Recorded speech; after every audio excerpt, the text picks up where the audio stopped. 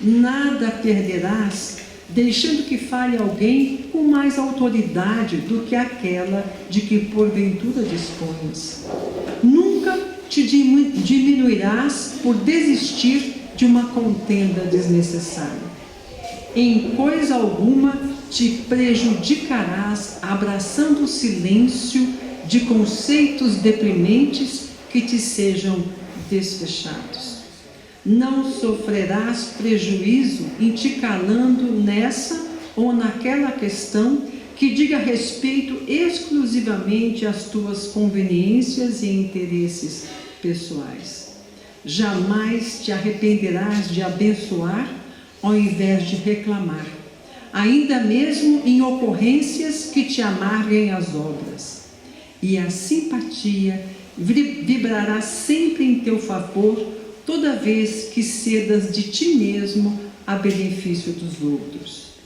Seja na vida particular ou portas adentro de sua casa, no grupo de serviço a que te vinculas, ou na grande esfera social em que te decorre a existência, sempre que te vejas à beira do ressentimento ou revide, rebeldia ou desânimo, nunca te entregues à irritação.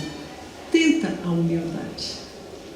Então, dessa bela página de Emmanuel, em que nós fazemos uma reflexão em relação ao nosso comportamento, a nossa humildade perante as dificuldades que a vida nos apresenta, nós vamos orar, pedindo a Jesus que acolha todo o nosso sofrimento, que nos ajude a superá-los, que as dificuldades também tenhamos ânimo para seguir adiante. Com a presença de Jesus em nosso coração, a sua luz se faz presente em todo o nosso dia. E é nesse instante, quando sentimos a presença de Jesus a tocar o nosso coração, é que nós agradecemos por essa encarnação, por todas as dificuldades que são o nosso aprendizado. E nós apenas pedimos a Jesus, nos ajude o tempo todo, porque precisamos de Ti na nossa vida. Pedimos também, Jesus, que abençoe todas as águas que ali estão depositadas, que cada um receba o remédio necessário, a água fluidificada necessária a cada uma das pessoas aqui presentes. E que os amigos espirituais que estão também aqui, acolhendo a cada um de nós, que recebam também a nossa gratidão e que também recebam o nosso carinho. E assim, Jesus, nós oramos. Pai nosso que estais nos céus, santificado seja o vosso nome. Venha a nós o vosso reino, seja feita a vossa vontade, aqui na terra como nos céus. O pão nosso de cada dia dai-nos hoje, perdoai as nossas ofensas, assim como nós perdoamos a quem nos tem ofendido. E não nos deixes cair em tentação, e livre-nos do mal. Graças a Deus. É muito bom estar aqui, né? Começar o dia com uma oração, com uma leitura, e agora eu passo a palavra para o Alves. Por favor, Alves. Bom dia. Bom dia a todos, sejam todos bem-vindos. É um prazer, novamente, retornar a essa casa que tanto nos acolhe, com essa bela harmonização inicial, né? Eu comentava há pouco, as manhãs agora que precedem o inverno são manhãs frias, mas o céu é um azul profundo, é um azul característico aqui na nossa região, né? E é muito belo de se contemplar, de apreciar. Diz Chico Xavier que quando nós queremos entrar em contato, em sintonia com o Criador, contemplemos a natureza. Então, meus amigos, que a paz do nosso Mestre Jesus, possa envolver os nossos corações nessa manhã, nos aquecendo e também nos unindo à luz de fé e do Evangelho. Bom, o tema que nos propomos a refletir nessa manhã chama-se O Remédio Justo. E a sua mensagem, Marilene, foi muito apropriada. Veja que Emmanuel nos fala sobre o sofrimento e sobre a necessidade de uma solução. Talvez a solução para os nossos sofrimentos seja um remédio. Mas qual é o remédio adequado? Qual é o remédio justo para nós? E esse título, para as nossas palavras, ele foi retirado lá do livro que chama-se Livro da Esperança, que também é de Emmanuel, mais precisamente no capítulo 7.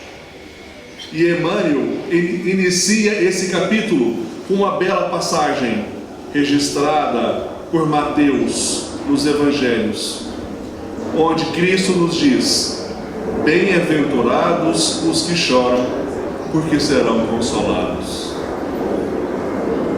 Essa é uma passagem que nos dá muitas interpretações. Meus amigos, vejam que interessante. Se nós fôssemos interpretar essa passagem do Evangelho de Mateus ao pé da letra, nós poderíamos compreender que basta sofrer para que nós possamos alcançar a bem-aventurança. Seria simples, né? Ou ainda que o sofrimento ele seria sempre duradouro, uma punição, um castigo aplicado a nós como uma resposta por termos transgredido as leis divinas. Mas essa é uma interpretação equivocada. Nós sabemos que ela torna-se limitada e superficial. E a nossa doutrina, a doutrina espírita, ela nos convida a compreender que o sofrimento nos ensina a compreender que a dor ela não é um castigo. Muitas vezes ela nos chega como um instrumento de autoconhecimento, um instrumento como oportunidade de crescimento íntimo, interior, quando conseguimos entendê-la como uma oportunidade de aprendizado. E Joana de Ângeles, a nossa mentora querida, que dedicou-se tanto ao estudo humano à luz do espírito imortal, porque somos espíritos imortais. Joana nos aponta que o maior desafio da atualidade é o homem descobrir a si mesmo. E essa jornada de autoconhecimento, embora ela seja de fundamental importância, essa jornada muitas vezes ela provoca intensas alterações emocionais, conflito íntimo.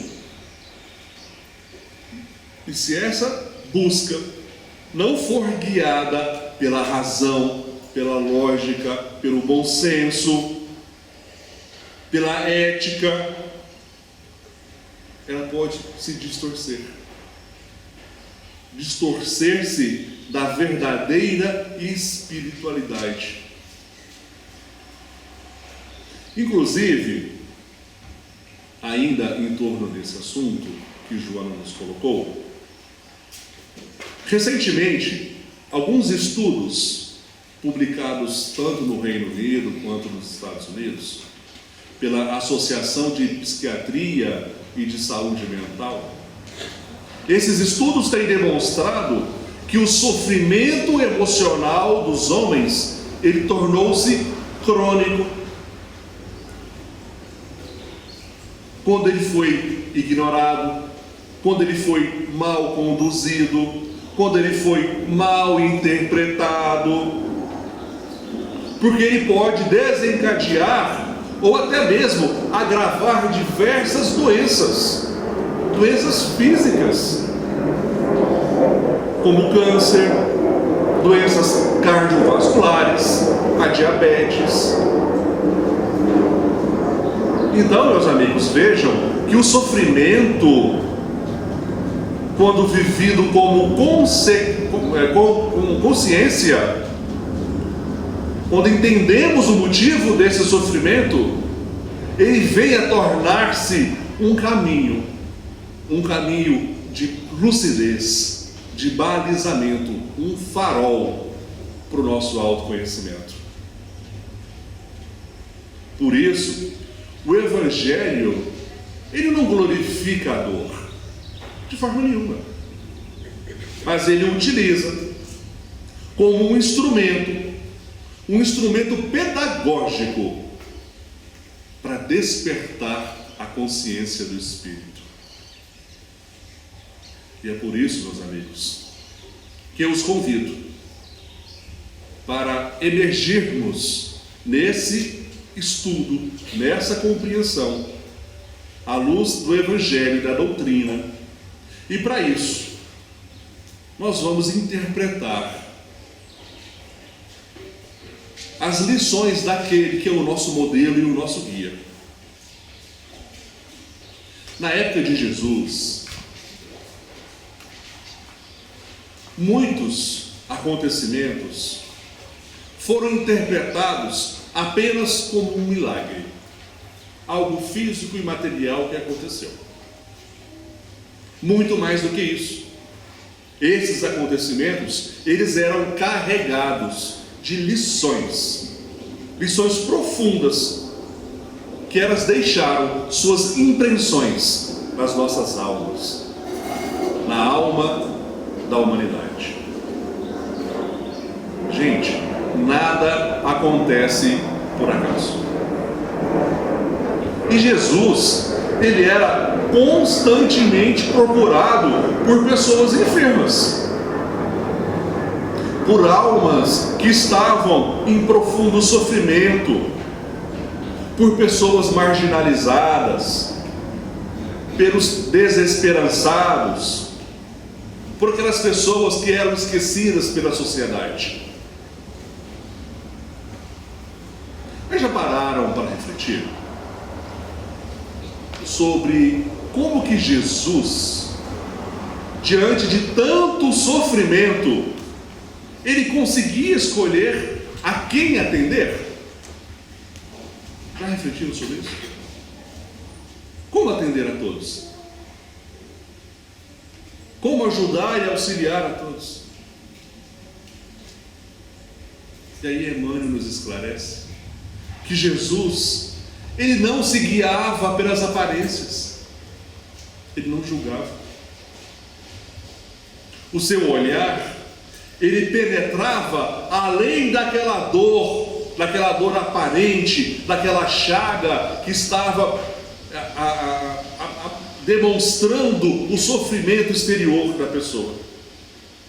O seu olhar alcançava o invisível, alcançava a realidade íntima daqueles que o buscavam. E foi assim, andando pelas ruas de Jerusalém, que Jesus viu um jovem sentado na beira do caminho. Esse jovem nunca tinha enxergado nada na vida, nasceu cego, sempre viveu na escuridão. E naquele dia algo diferente aconteceu. Algo que esse jovem jamais esperava que fosse acontecer com ele.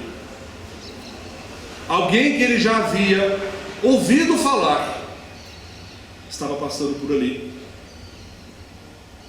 E foi então que Jesus viu o jovem e se aproximou junto com seus discípulos.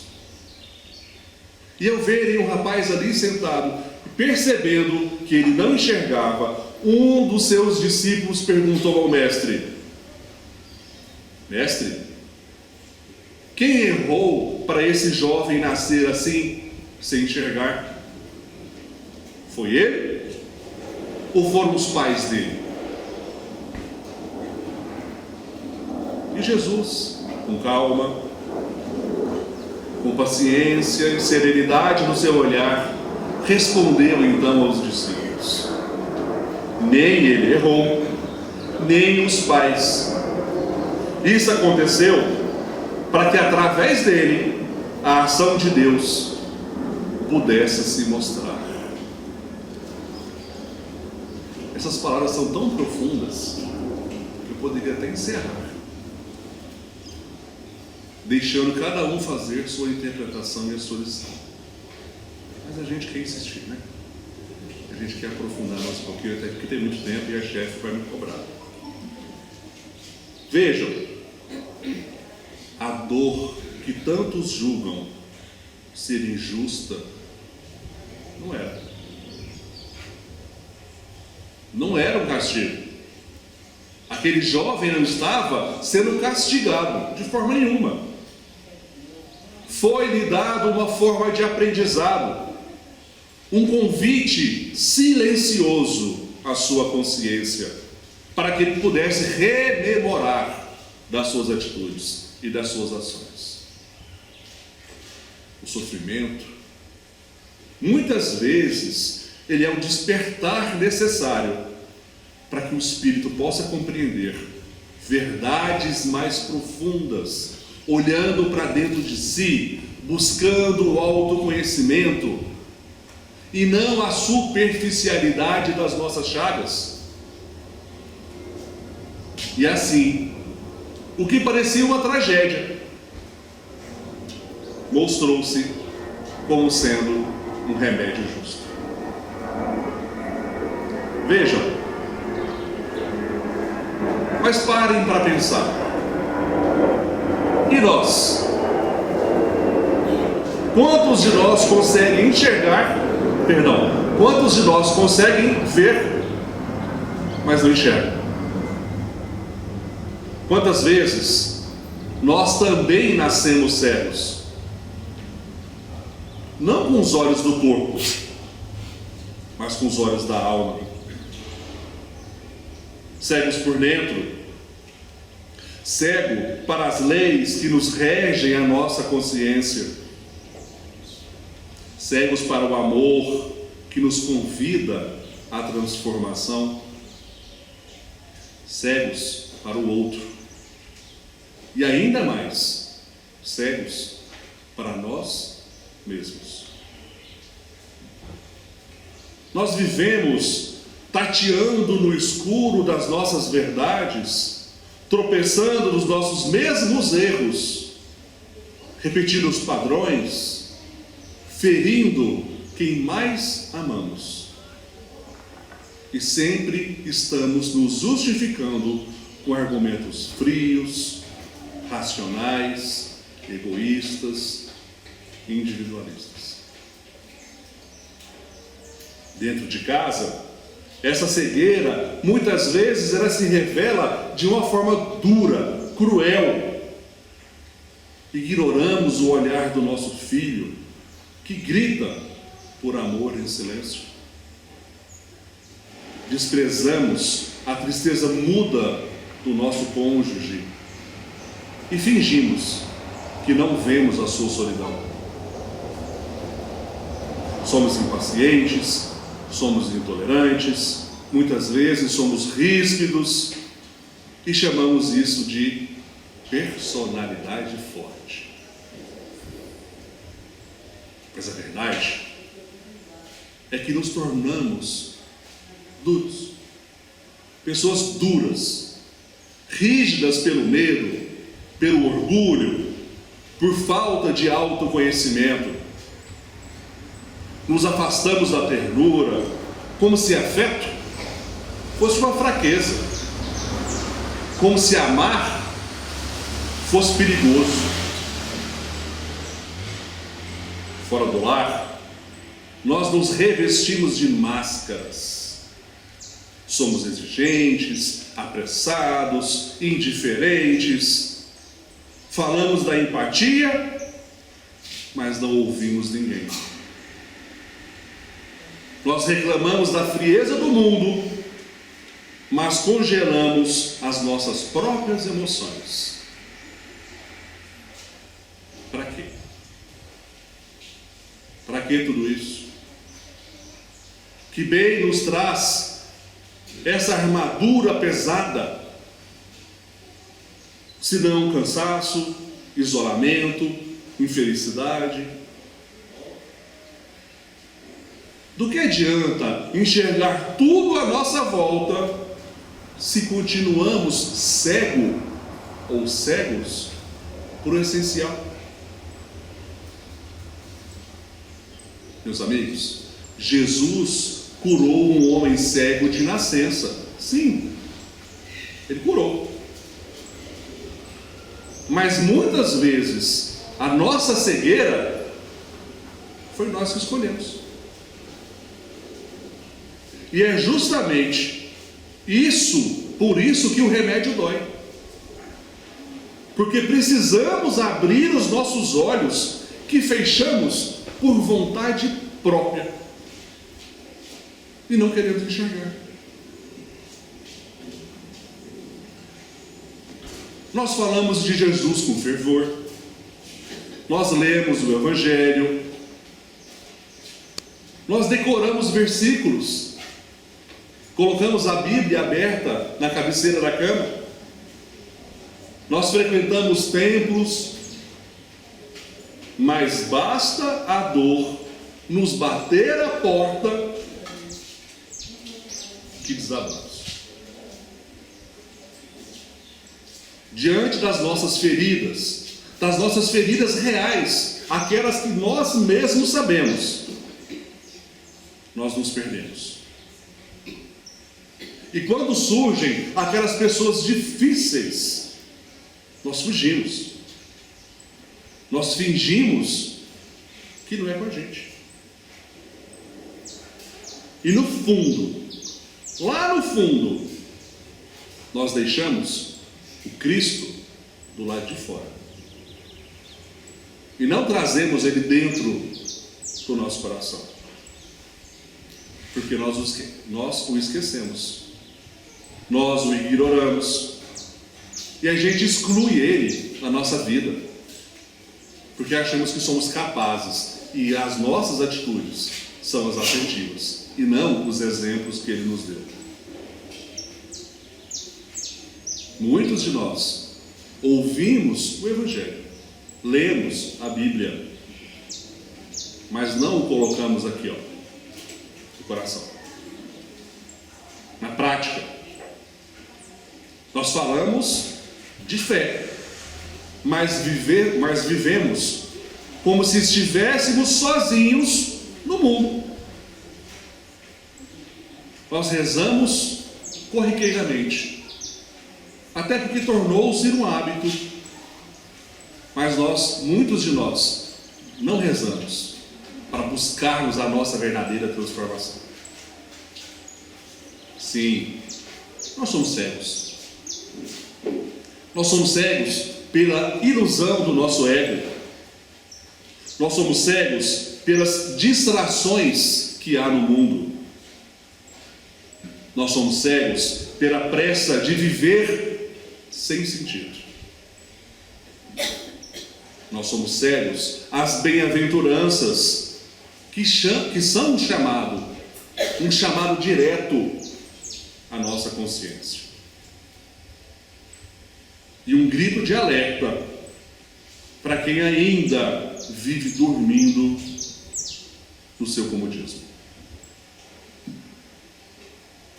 Gente, há mais de 2000 anos, nós temos aprendido Felizes os que choram, os que têm fome e sede de justiça. Felizes os mansos de espírito. Mas nós preferimos o orgulho. Nós preferimos a indiferença. Nós preferimos a violência das palavras. Nós preferimos a frieza dos gestos. E por isso que Jesus, ele continua do lado de fora. Não por falta dele, mas por ausência nossa. Porque só enxerga quem quer ver. Só é curado, como diz o Emmanuel na leitura inicial, quem quer ser curado. E é por isso que às vezes a vida nos chama, nos obriga a parar, nos leva ao nosso limite. E aí, ela permite que a dor nos visite. Não como castigo, mas como um instrumento. Porque só quando nos foge o chão é que nós começamos a olhar para si. Só quando o nosso ego quebra é que a luz começa a penetrar o nosso íntimo, a nossa consciência. Então, meus amigos, vejam que belas lições redentoras do Evangelho. Muitas das dores que nós enfrentamos, por mais difíceis que elas sejam, elas não podem e não devem ser interpretadas como castigo, mas são recursos específicos para a nossa reeducação. Lembremos-nos que nós estamos num processo de evolução, de desenvolvimento, de aprendizado, onde a reencarnação é uma oportunidade, é um recurso didático para nos educarmos, para aprendermos, tornando-se então o remédio justo. Um remédio prescrito pela misericórdia divina para cada um de nós,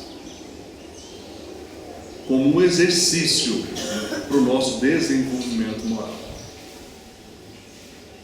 E a psicologia espírita, como nos ensina a nossa benfeitora espiritual, Joana de Ângeles, ela mostra que a gente sofre quando nos afastamos do amor. Que no fundo, o amor é o melhor remédio que existe para o sofrimento.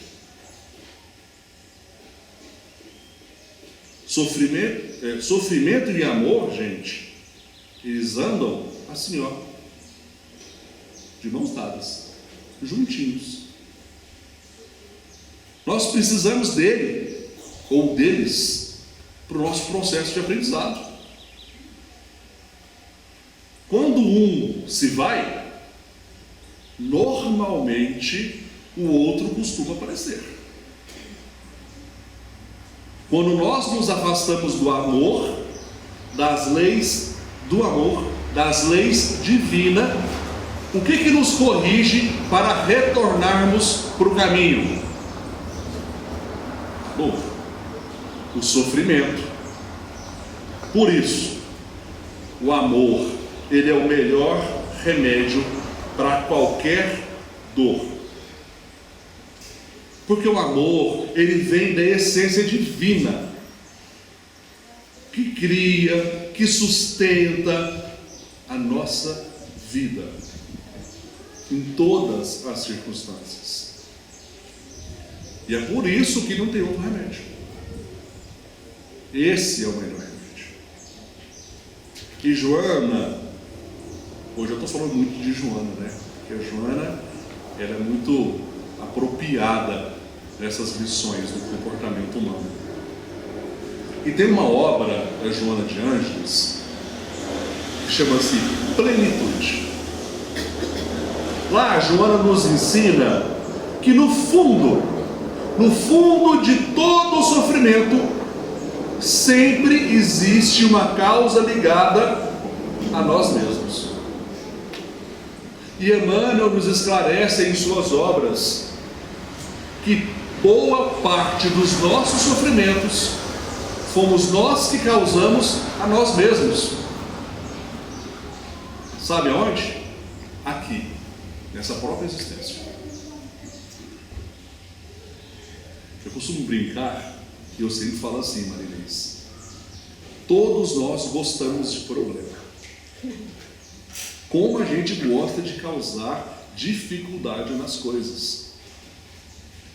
Gente, o problema, ele não passa aqui na porta e fala assim: ó o Aulus dando bobeira, eu vou pegar ele agora. O problema não faz isso. Somos nós que o atraímos. Nós nos deixamos envolver por situações, tornando-a mais complicada.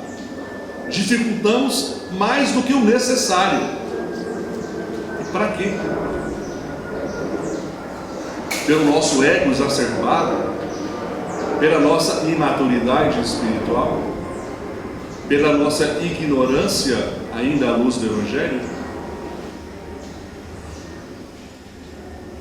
Se nós nos comunharmos com as leis universais, a lei do amor, nós vamos ter uma interpretação diferente, um entendimento mais balizar, mais voltado para nós mesmos. Nós temos a passagem da trave e o argueiro. Nós olhamos muito o defeito dos outros, mas não conseguimos olhar para nós mesmos. O exercício do autoconhecimento é conhecer profundamente as minhas más inclinações. Conhece-se o verdadeiro espírita pelo esforço dele se livrar, dele controlar, dele entender, dele se afastar das suas más inclinações, que são inerentes a todos nós. Todos nós estamos passando por esse processo. Eu brincava outro dia fazendo um estudo na casa espírita, onde falávamos sobre a vinda de Cristo, né? E alguns dizem que Cristo está retornando. Interessante esse comentário, né? Eu achava que ele já estava entre nós, né, Marinês? Alguns falam que eles estão, cadê o Renato? Que eles estão retornando numa Kombi, né? Mas na verdade, há 2000 anos, Cristo já está conosco. E se atualmente Cristo chegasse entre nós, como agiríamos? Então, meus amigos, para encerrar, se a gente conseguir entender que a vida é justa, mesmo quando as respostas não aparecem na hora e do jeito que nós queremos, nós então vamos começar a perceber que o sofrimento, ele não é o fim de tudo. Na verdade, ele é um caminho. E é por meio dele, do sofrimento, que a nossa alma vai aprender, que a nossa alma vai amadurecer, e aí vai encontrar o seu equilíbrio. Por isso, quando enfrentamos uma dificuldade, vale a pena lembrar: o remédio certo nem sempre vem em forma de milagre, escrito num papel específico, com a bula para a gente tomar. Não. Ele costuma nascer dentro da gente, com o nosso despertar, com o nosso esforço sincero para amar mais, para entender mais, para servir com mais coração. Então, meus amigos, o remédio, ele é justo, conforme nos mostrou Emmanuel, pois ele atende à necessidade real da alma, não aos nossos desejos imediatos. Essas eram as palavras que eu queria compartilhar com todos vocês nessa manhã. Que todos possam ficar na sã companhia de Jesus e que estejamos todos aptos e abertos com o coração para recebermos a edificação do passe. Muito obrigado.